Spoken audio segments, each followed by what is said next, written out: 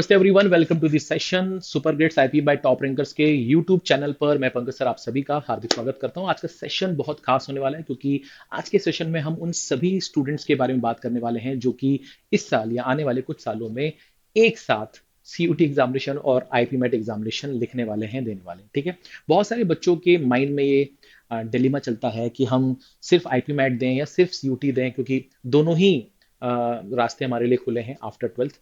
और हमें किस रास्ते पे जाना चाहिए, और अगर हम दोनों को एक साथ करना चाहते हैं तो हम कैसे इनको मैनेज कर पाएंगे।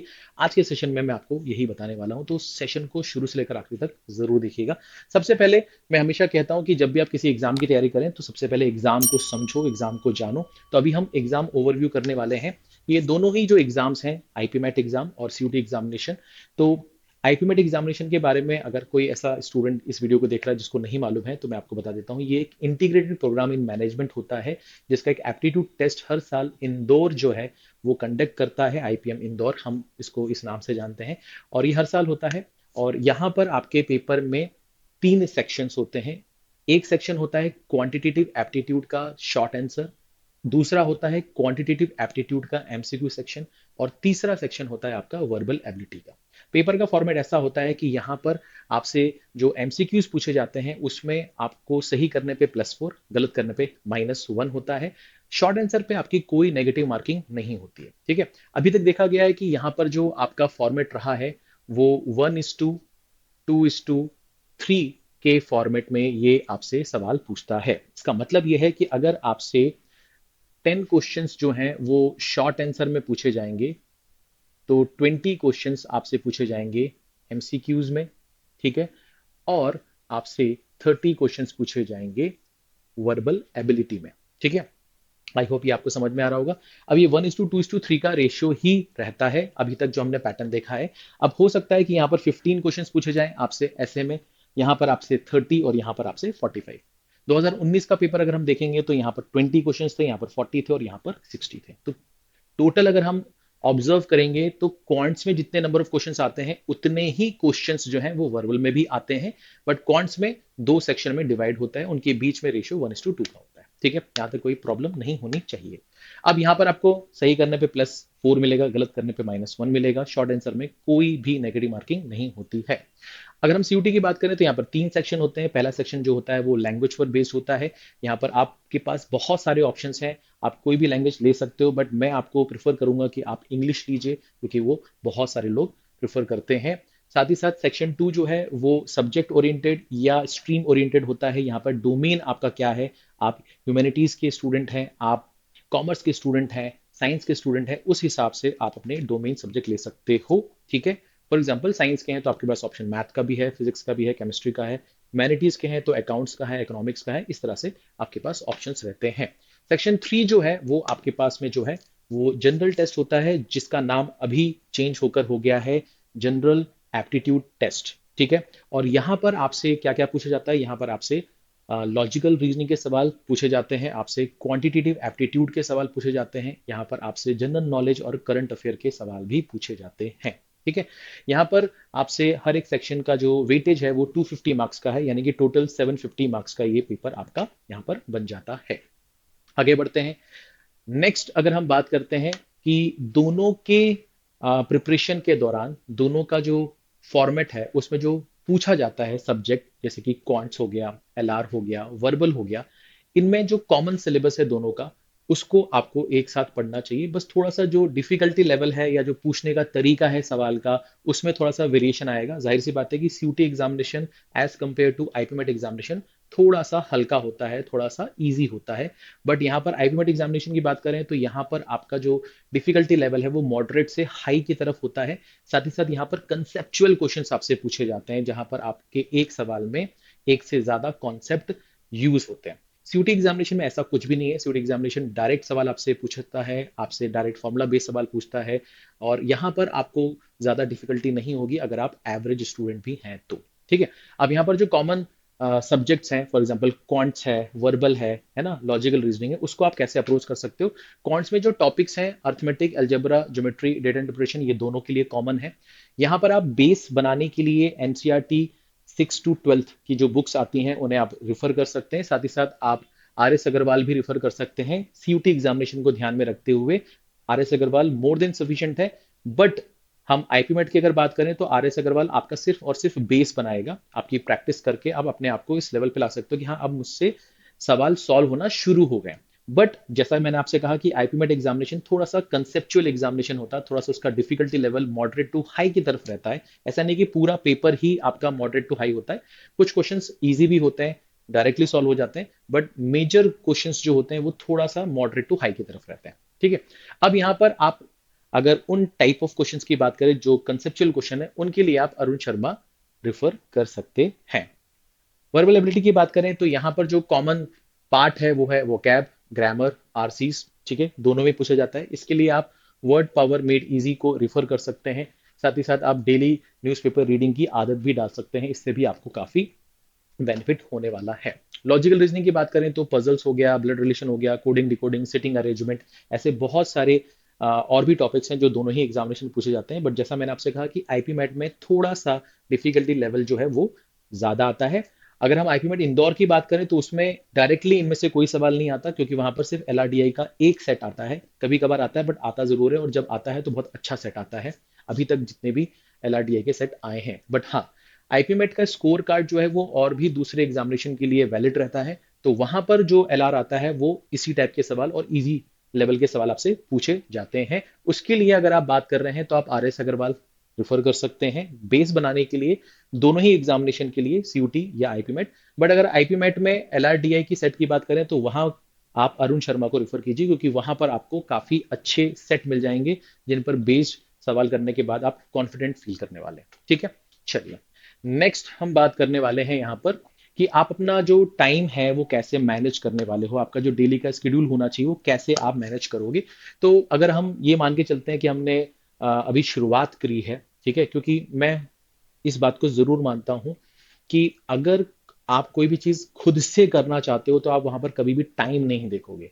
ठीक है, टाइम की बात हम जब भी करते हैं तो वो हमारा कहीं ना कहीं दिखाता है कि हम इंटरेस्टेड बहुत ज्यादा नहीं है। जैसे फॉर एग्जांपल हम पूजा करने के लिए बैठे तो हम बार बार पूछ रहे हैं कब तक खत्म होगा, कब तक खत्म होगा, या किसी मीटिंग में बैठे तो कब तक खत्म होगा, कब तक खत्म होगा, क्योंकि हम इंटरेस्टेड ही नहीं है। अगर हम इंटरेस्टेड हैं तो हम टाइम के बारे में बहुत ज्यादा नहीं सोचेंगे। ठीक है, तो शुरुआती लेवल पे अगर आप हैं तो आप जो है सुबह का जो टाइम है 2 आवर्स आप मिनिमम है ना दे सकते हैं क्वांटिटेटिव एप्टीट्यूड को। अब इसका कारण भी यही है कि आप सुबह क्वांट्स क्यों पढ़ें, क्योंकि सुबह सुबह जब आप अर्ली मॉर्निंग उठते हैं और वो टाइम आपका मेनली जो है वो वेस्ट ही होता है। अगर आप उठेंगे नहीं तो आप सोते रहेंगे, और उठ के फिर तैयार होकर आप जहां भी आपको जाना है आप निकल जाएंगे। बट अगर आप थोड़ा सा जल्दी उठते हैं तो वो टाइम आप जो है एक्स्ट्रा टाइम आपको मिलता है, और उस टाइम पे आप बिल्कुल फ्रेश रहते हैं। ठीक है, तो आप इस टाइम पीरियड में जब आप कॉन्ट्स पढ़ते हैं, फ्रेश माइंड से पढ़ते हैं, तो आपकी जो ग्रेस्पिंग पावर है वो इंक्रीज होती है, और आप बहुत अच्छा परफॉर्म कर पाएंगे आगे चलकर। इसका इफेक्ट आपको थोड़े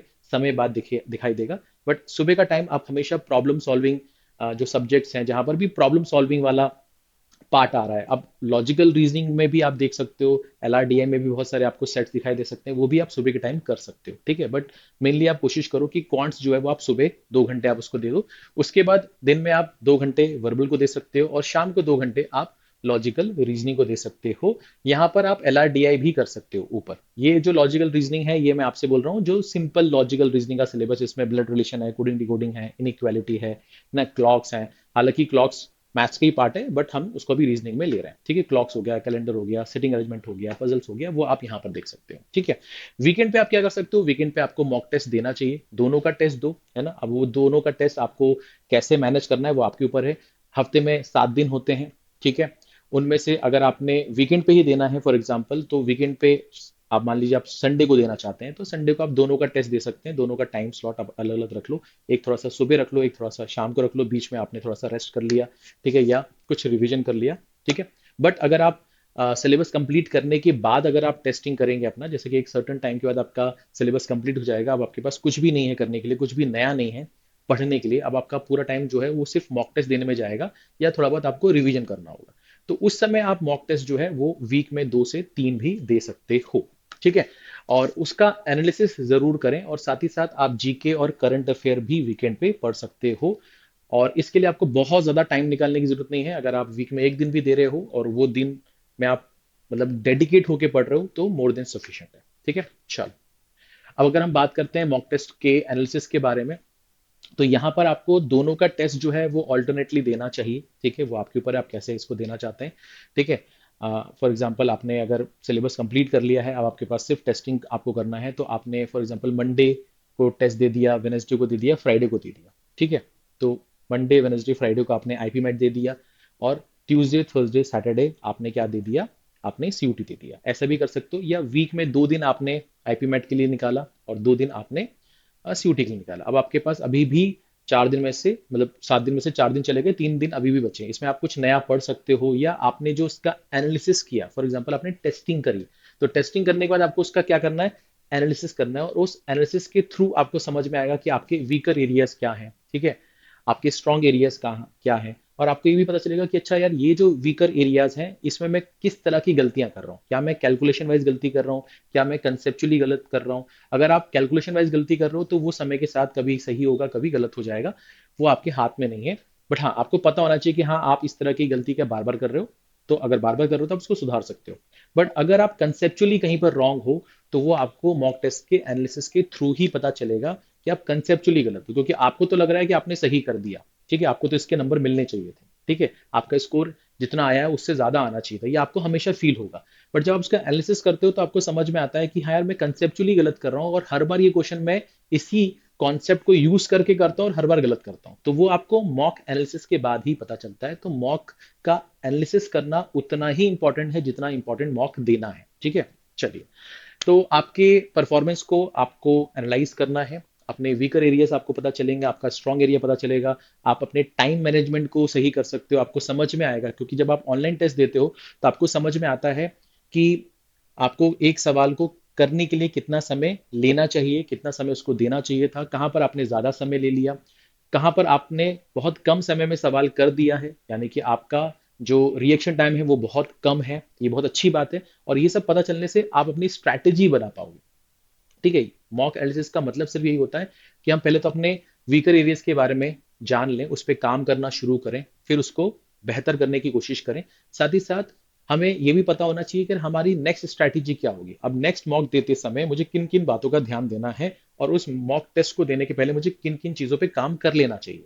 उसके बाद अगर हमने ये करने के बाद अगर वो मॉक दिया है, तो क्या इससे कुछ प्रोग्रेस हो रही है या नहीं हो रही। अगर वो हो रही है, इसका मतलब मुझे इन चीजों पे काम करते रहना चाहिए, और अगर वो प्रोग्रेस नहीं हो रही है, इसका मतलब मुझे अपनी स्ट्रैटेजी को थोड़ा बहुत चेंज करना पड़ेगा। तो मल्टीपल टाइम आप ट्रैक करोगे अपने प्रोग्रेस को, और मल्टीपल टाइम ये हिडन ट्रायल चलता रहेगा कि इस बार ऐसा करेंगे, इस बार ऐसा करेंगे, और ऐसे करते करते आप एक परफेक्ट स्ट्रैटेजी तक पहुंचोगे, जिससे कि आप अपने डी डे पर अच्छा परफॉर्म कर पाओगे। है ना, ये एक दिन की मेहनत नहीं है, या एक दिन में आप ये सब अचीव नहीं कर पाओगे। इसके लिए आपको कंटिन्यूसली मतलब प्रैक्टिस करनी पड़ेगी, लगे रहना पड़ेगा। ठीक है, तो ये सारी चीजों पे आपको काम करना है। टाइम मैनेजमेंट हो गया, एक्यूरेसी हो गया, फोकस आपको बनाए रखना है। कई बार ऐसा होगा कि जब आप शुरुआत में मॉक देना शुरू करोगे, तो आप उतनी देर बैठ ही नहीं पाओगे, आपका फोकस बार बार हिल जाएगा। तो आपको कोशिश ये करनी है कि यार, धीरे धीरे धीरे धीरे मुझे इंप्रूव करना है अपने अंदर, और ये एक दिन में नहीं आएगा, आपको लगना पड़ेगा। और अगर मुझे बैठना है मॉक देने, तो पहली बात तो मुझे फोकस बनाए रखना है, क्योंकि बार बार आप डाइवर्ट होगे। ठीक है, क्योंकि आप अपने घर पे मॉक दे रहे हो या कहीं पर भी मॉक दे रहे हो, रियल एग्जामिनेशन में आप नहीं बैठे हो, तो आपके पास चॉइस है यार, ठीक है यार, तैयारी अच्छी नहीं हुई है, बाद में देखेंगे। ठीक है, और मैं आपसे ये भी रिक्वेस्ट करूंगा कि जब भी आप मॉक दें, आपकी जो भी प्रिपरेशन है उसके पॉइंट ऑफ व्यू से ही आप अपने आप को जज करिए। बहुत सारे बच्चे पहली बात तो मॉक इसलिए देते हैं, उनको लगता है कि मैं अभी तैयार नहीं हूं। आप कभी भी तैयार नहीं हो पाओगे। ठीक है, और मॉक देने के बाद आपने जितना पढ़ा था, उसके हिसाब से आपका जो परफॉर्मेंस है उसको जज करो। ओवरऑल अगर आपने बहुत कुछ नहीं पढ़ा और आपने मॉक दिया, तो जाहिर सी बात है कि आपके मार्क्स अच्छे नहीं आएंगे। बट आपने जितना पढ़ा था उसके हिसाब से क्या आपने परफॉर्म किया। आपने अगर टाइम एंड वर्क पढ़ा, आपने पाइपिंग सिस्टम पढ़ा, आपने एवरेज पढ़ा, आपने मिक्सचर एलिगेशन पढ़ा, तो उससे जो भी सवाल पूछे गए थे, क्या वो आप सही करके आए, ये आपको चेक करना चाहिए, और इससे आप मोटिवेट रहोगे। ठीक है, हाँ यार, अगर मैं थोड़ा और अच्छे से पढ़ लेता तो मेरे और अच्छे नंबर आ जाते। ठीक है, तो आपको मोटिवेट रहना है, आपको फोकस करते चलना है साल भर। और आपको जब आप मॉक टेस्ट दे भी रहो ना, तो आपका फोकस बहुत, है ना, इंपॉर्टेंट है, बहुत इंपॉर्टेंट रोल प्ले करता है, क्योंकि आप डाइवर्ट होगे। कई बार ऐसा होगा कि आप बीच में मॉक छोड़ दोगे, आपको लगेगा अरे यार, अब नहीं बन रहा मुझसे पेपर, मेरा पेपर तो खराब जा रहा है। इससे कोई फर्क नहीं पड़ता। आप सोचो कि यार, अभी इस कंडीशन पे जो मैं फील कर रहा हूँ, अगर ऐसा मेरे डी डे के दिन हो गया तो मैं क्या करूंगा? क्या मैं वो छोड़ दूंगा? नहीं छोड़ूंगा। मैं कोशिश ये करूंगा कि मैं अब इस पोजीशन पे, जिस पोजीशन पे अभी मैं हूं, उस पोजीशन पे मैं कितना बेटर कर सकता हूं, कितना अच्छा कर सकता हूं, अपना बेस्ट कितना दे सकता हूं, मुझे इस पे फोकस करना है। ठीक है, और यही आपकी स्ट्रैटेजी होनी चाहिए, यही आपका माइंडसेट होना चाहिए। ठीक है, चलिए, तो आज के सेशन में सोर्सेस मैंने आपको पहले भी बता दिए हैं ना। आर एस अग्रवाल आप क्वांट्स के लिए, और अरुण शर्मा थोड़ा सा हायर लेवल के लिए रेफर कर सकते हो। उसके बाद अगर हम लॉजिकल रीजनिंग के लिए बात करें तो उनमें भी आप सेम स्ट्रैटेजी अपना सकते हो। जनरल नॉलेज के लिए द हिंदू है। ठीक है, उसके बाद आपके पास में और भी सारे रिसोर्सेस हैं। ठीक है, मॉक टेस्ट जो है वो आप किसी का भी परचेज कर सकते हो। आपको अगर सुपर ग्रेड्स का मॉक टेस्ट चाहिए तो आपको डिस्क्रिप्शन में लिंक मिल जाएगी, आपसे ट्राई कर सकते हैं। ठीक है, बट मॉक टेस्ट जरूर दीजिए, चाहे वो हमारा दीजिए या किसी और का दीजिए, बट दीजिए, क्योंकि उसी से आपको समझ में आएगा कि आप कितना एब्जॉर्ब कर पा रहे हो। हम सभी पढ़ते हैं, बट हम कितना एब्जॉर्ब कर रहे हैं, कितना हमारा नॉलेज जो है वो नीचे जाके सेटल डाउन हो रहा है, वो हमें मॉक टेस्ट देने के बाद ही पता चलता है। ठीक है, तो इन सब चीजों का भी आपको ध्यान देना है कि क्या पढ़ना है, क्या नहीं पढ़ना है। जितनी भी चीजें मैंने आपको बताई है, उसको अगर मैं समराइज कर दूं आपके लिए, तो सबसे पहले आपको अपने फाउंडेशन को स्ट्रॉन्ग करना है, उसको बिल्ड करना है। ठीक है, और उसके लिए आप एनसीईआरटी की हेल्प ले सकते हैं, अगर हम बात कर रहे हैं क्वांट्स या मैथ्स की। ठीक है, आपकी आईपीमेट और सीयूटी की प्रिपरेशन को आपको शुरुआत से ही बैलेंस करते हुए चलना है। ठीक है, साथ ही साथ आपको रेगुलरली रिवीजन करते रहना है। ठीक है, क्योंकि कई बार ऐसा होता है कि हमने कोई चीज पढ़ ली और 2 महीने बाद हम भूल गए। तो आपको एक सर्टन टाइम के बाद में जो भी आपने पुराना पढ़ा हुआ है उसको आपको रिवाइज करते हुए चलना चाहिए, तो वो रिटेन रहेगा काफी लंबे समय तक। ठीक है, टच अगर छूट गया तो दिक्कत हो जाएगी। ठीक है, मॉक टेस्ट की आपको प्रैक्टिस करनी है रेगुलर।